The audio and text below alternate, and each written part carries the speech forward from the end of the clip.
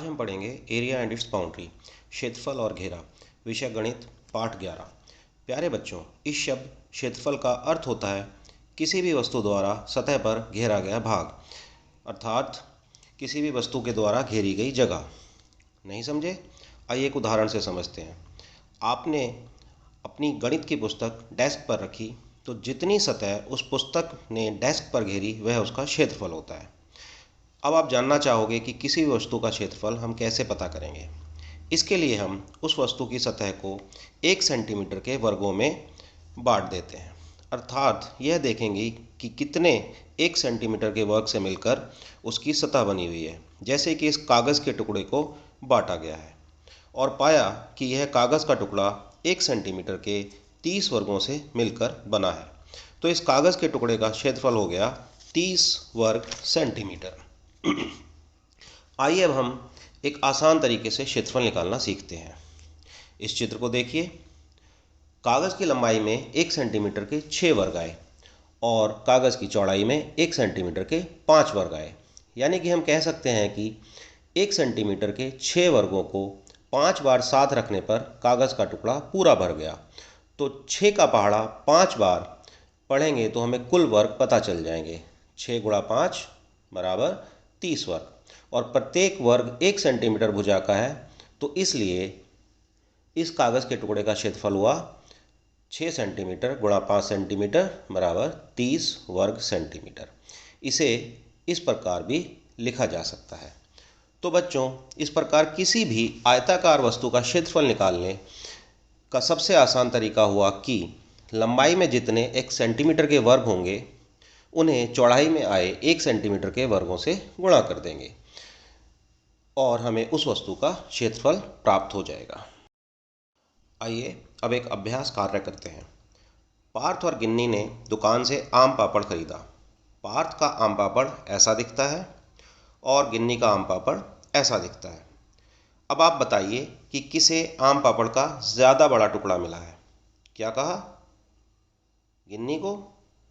पार्थ को? हो सकता है। चलिए देख लेते हैं। आइए कर देखते हैं कि किसके पास ज़्यादा आम पापड़ है।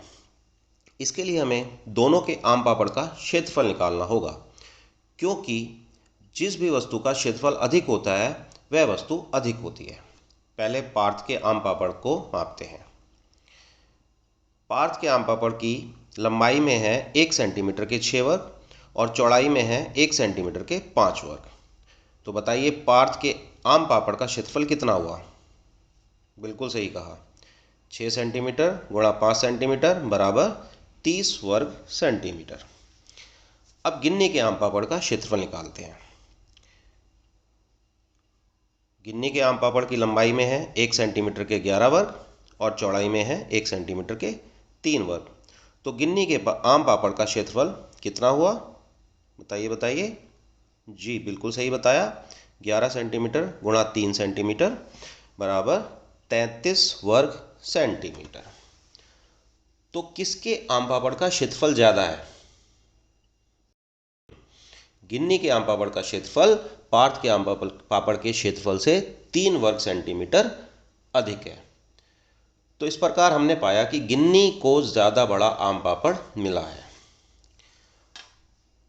तो अब हम एक आयताकार वस्तु का क्षेत्रफल पता करने का एक फार्मूला याद कर लेते हैं कि क्षेत्रफल बराबर लंबाई गुणा चौड़ाई वर्ग सेंटीमीटर या वर्ग मीटर, जो भी उसकी माप की इकाई दी गई हो। यदि लंबाई और चौड़ाई मीटर में दी गई है तो क्षेत्रफल होगा वर्ग मीटर, और यदि सेंटीमीटर में दी गई है तो क्षेत्रफल होगा वर्ग सेंटीमीटर। अभ्यास कार्य। कक्षा के दरवाजे का क्षेत्रफल बताइए यदि इसकी लंबाई 4 मीटर व चौड़ाई 1 मीटर है। फॉर्मूला याद कीजिए क्षेत्रफल निकालने का। क्षेत्रफल बराबर लंबाई गुणा चौड़ाई। तो यहाँ लंबाई है 4 मीटर और चौड़ाई है 1 मीटर। तो क्षेत्रफल कितना हुआ दरवाजे का? 4 मीटर गुणा 1 मीटर बराबर 4 एकम 4 वर्ग मीटर। जी हाँ, मीटर, क्योंकि यहाँ पर माप की इकाई मीटर है। अगला प्रश्न।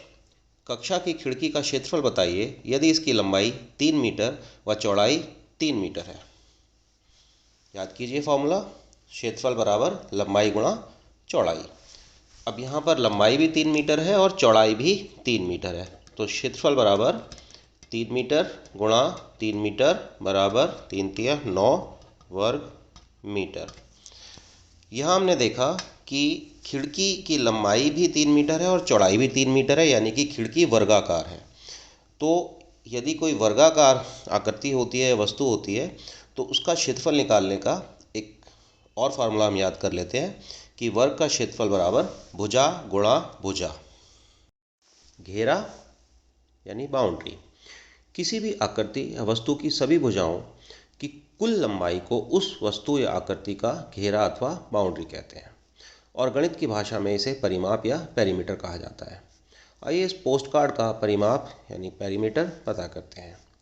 पोस्ट कार्ड का आकार है आयताकार। जी हाँ, आयताकार पोस्ट कार्ड का परिमाप होगा इसकी सभी भुजाओं का जोड़, यानी कि लंबाई जमा चौड़ाई जमा लंबाई जमा चौड़ाई।